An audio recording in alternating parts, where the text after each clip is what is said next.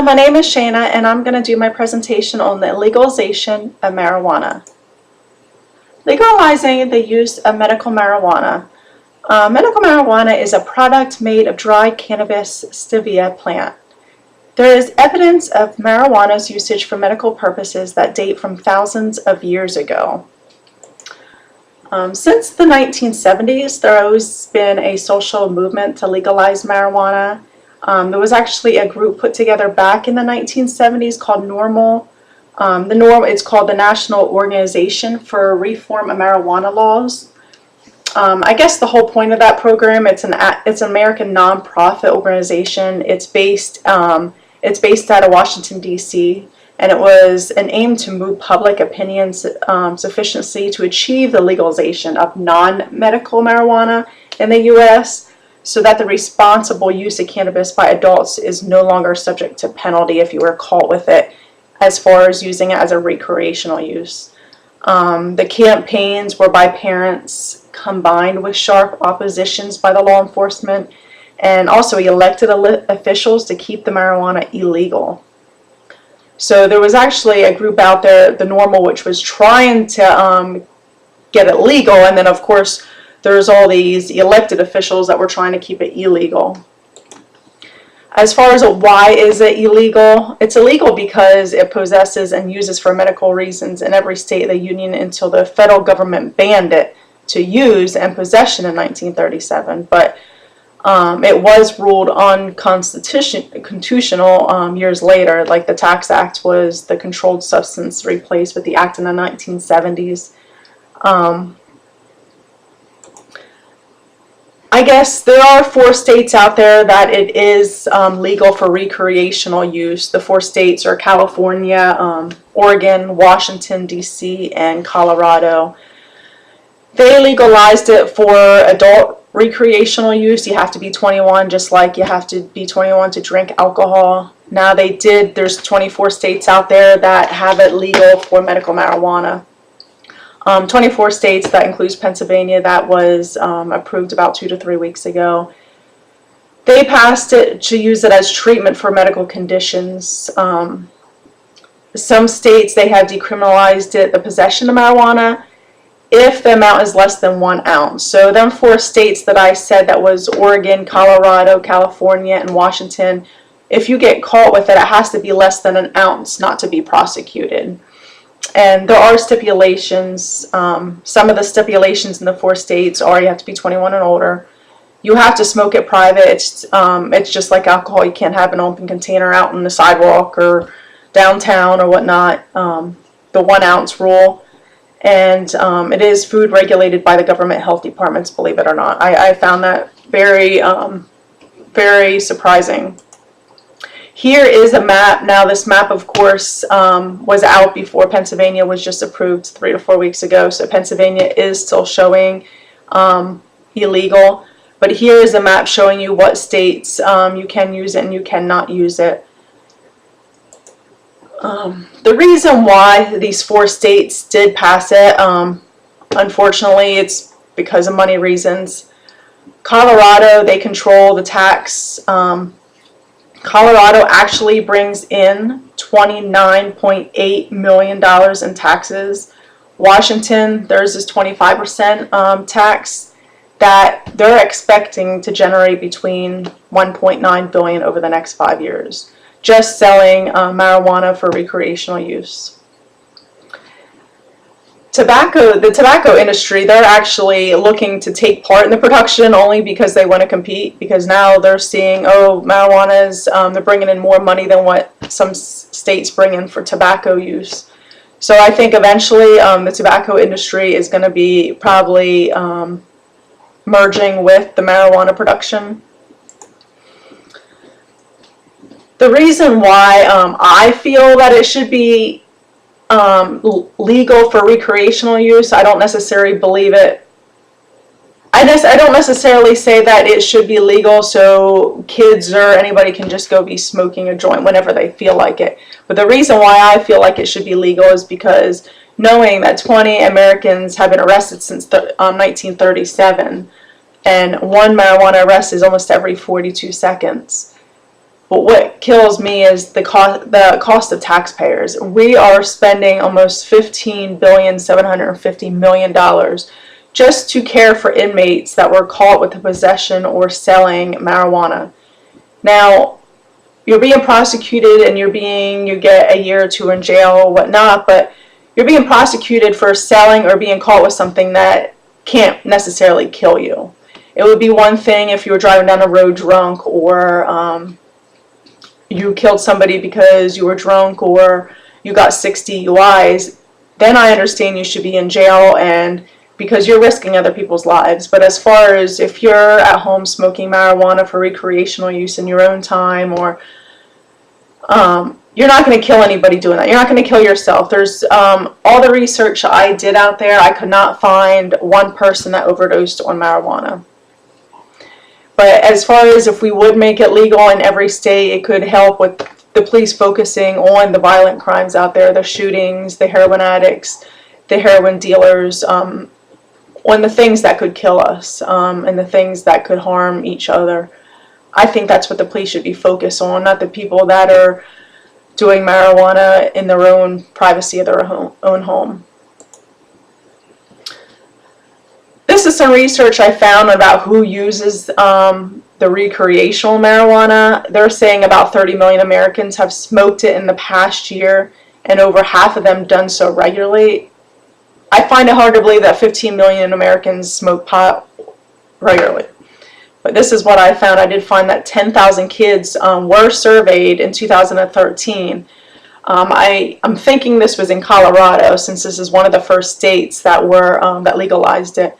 But 10,000 kids were surveyed in 2013, and about 17% of were 8th graders, which is almost really scary to me, knowing that I have an 8th grader. But 36% of 10th graders and 46% of them are 12th graders. 6% of being daily users, which reported having used marijuana at least once in the past year. But I think if you look at it the way, how are we going to stop our kids from using it? I think they're going to use it either way. I think it's going to be the same way as alcohol. You can tell your kids about it, and you can tell them what it can do to you and how it can be harmful. If you drive down the road high or something, that you can harm yourself and somebody else. It's just like alcohol. You only can tell them about it so many times until they're going to do it on their own without you knowing it. Is marijuana addictive? They're saying 1 out of 6 users become addicted. I don't understand how it can be addicting. I guess some people look at it as smoking cigarettes. Some people think cigarettes are addicting. I don't think they're necessarily addicting. I think it's people use cigarettes or tobacco or any kind of tobacco substance as a stress reliever, or when they're in withdrawal as like depression or something, that's what they go to. Like some people go to alcohol, I think some people go to cigarettes, some people go to marijuana. Half the people who do receive treatment are under the age of 25. The benefits of making it legal: 24 states legalized medical marijuana for use. Medical, it's used to diminish pain. It's safer than prescription drugs. One of the most important benefits of the medical marijuana is that it helps patients to abandon their other medications that have negative side effects. I did a study on Batch Hubler. He found that legalization of medical cannabis led to lower rates of opiate overdose. The researchers also analyzed and compared opiate mortality rate throughout the U.S. between 1999 and 2010, which that showed that states with legalized marijuana had a 25% lower opiate mortality rate. So that's one plus that medical marijuana, that's one benefit that they have. The lowest rates were in the states that were first implemented to the law concerning the legalization of medical marijuana, like California, Oregon, California, and Colorado. Furthermore, an improvement in mood and life quality of the patients were also noticed from the medical marijuana.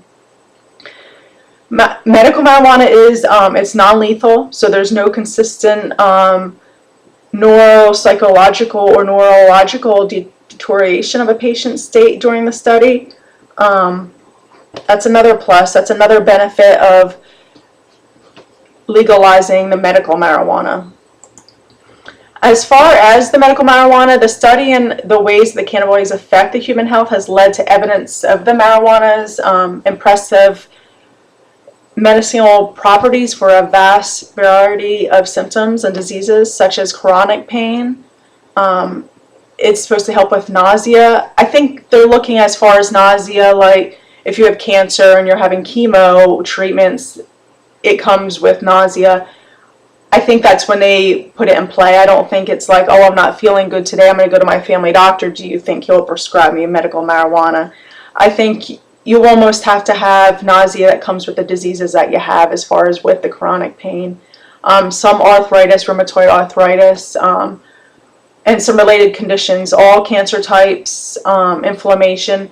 I know epilepsy, seizures, that is one of the big things that why they're trying to push medical marijuana, to really help the epilepsy patients that are having seizures.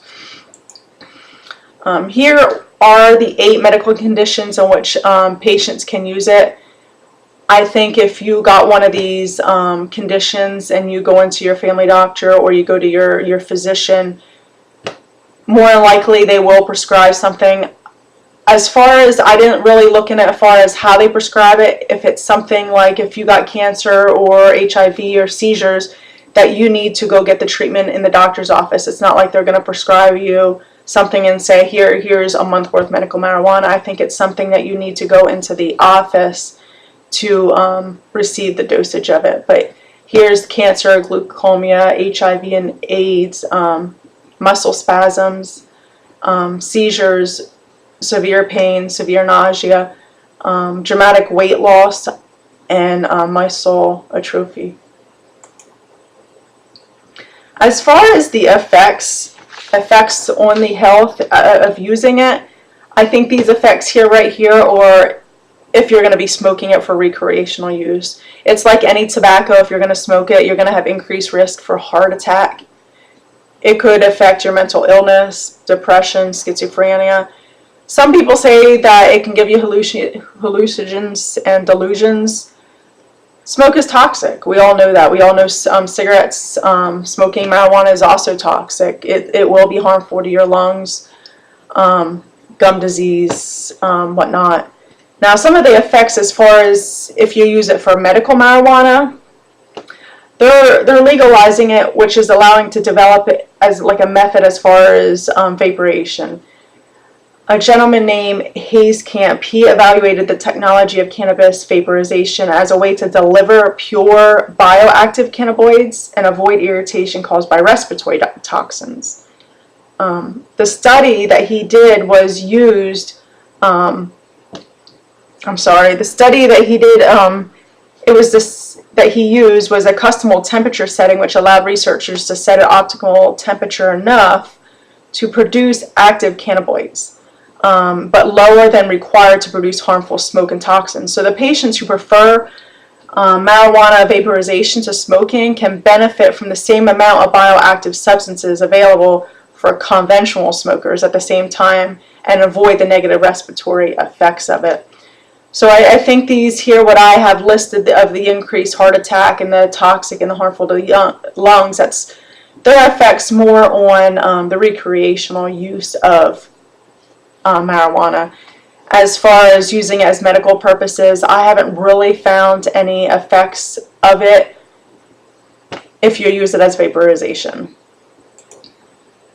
Now, I do have some stories here I want to share with you from patients that use the medical marijuana in these 4 states so far. There are 8 stories that I found out there that I want to discuss with you, just to explain to you how medical marijuana definitely works for people that have a disease or illness. There's actually a guy that started it. His name's Rick Simpson.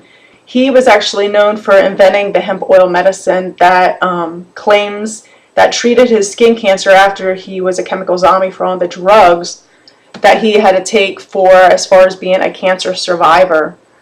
After curing himself and hundreds of others with his cannabis oil, Rick tried to actually take the medicine to Canadian authorities, However, he tried to move and backfired. The authorities tried to prosecute him after he tried to bring it to their attention because he wanted to advertise it, how it helped his skin cancer.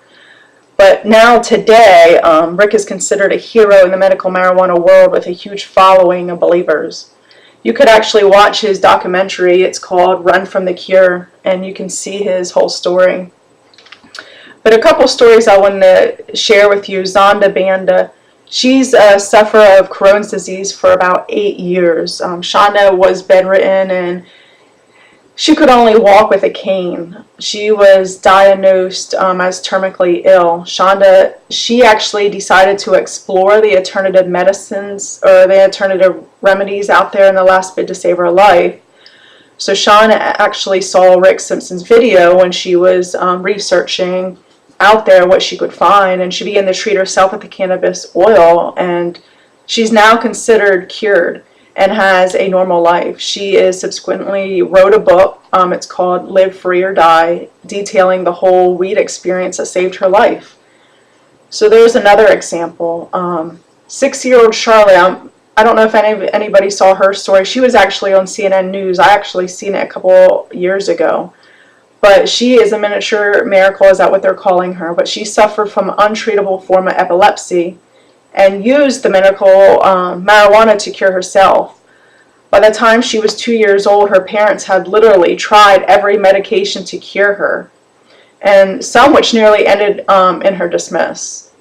Enduring some 50 seizures a night she was going through, her parents managed to get her a medical marijuana card in Colorado. After her first dose of high CBD oil, her seizures immediately stopped. They just stopped right after the first oil treatment. She emerged out of her catatonic state, and her parents got to meet her for the first time. Charlotte has since featured, like I said, on CNN documentary. You can probably find her story out there if you haven't seen it yet, but that's really a heartbreaking story. I think it brought tears to my eyes. Another story that I want to share with you is juicing raw cannabis. Here's a woman, her name is Kristen Courtney from Crohn's disease. She claims that it saved her life just by juicing the raw cannabis. She was diagnosed at 16 years old with juvenile rheumatoid arthritis, which this story really opened my eyes because my mother, she was diagnosed with rheumatoid arthritis 6 months ago, and within 6 months she can no longer work or walk without a cane. So she had juvenile rheumatoid arthritis, and the illness quickly turned into an autoimmune disorder that left her bedridden for almost 4 years. Finally, the teen and her mother began to look at alternative treatments, and Krista began juicing the raw cannabis. And after a month, she claims that her pain stopped and her recovery began. She is now actually an advocate for medical marijuana treatment for fellow survivors. So, and my last survival story that I have here is on a gentleman named Peter German. Survived from type 2 diabetes, which he says impacted on his quality of life on a daily basis. After being introduced to cannabis oil, he began to see results within 6 weeks. His blood sugar levels reduced considerably, and he lost almost 50 pounds. Now, Peter claims he was digesting the cannabis oil cured his diabetes and obesity. Another person, which is David Triplett, he claims to have cured himself of 2 cancerous lesions using cannabis oil from his dispensary. He initially received a prescription chemo cream, but David decided not to apply the treatment after disturbing images of people that have used it. Instead, he began treating the lesions with a cannabis ointment, which he got prescribed to him. After 3 to 4 weeks of application, cancer was gone. Totally removed the cancer.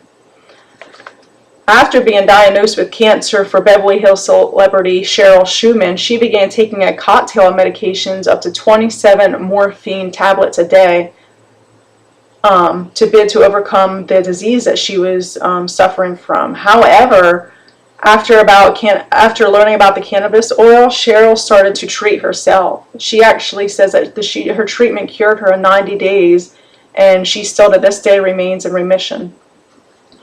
And the last one is cannabis kills cancer. That is the message often repeated by biochemist Dennis Hill. He claims to have treated his own cancer using Rick Simpson's cannabis concentrate. After about 3 months stint in which Hill combined healthy eating, exercise with the cannabis doses, he says his tumor totally disappeared. After 6 months, Hill said he rid his body of cancer for good. Now they are 8 stories that proves to you that medical marijuana is definitely a positive effect to this world for people that are sickly or suffering from life-threatening diseases.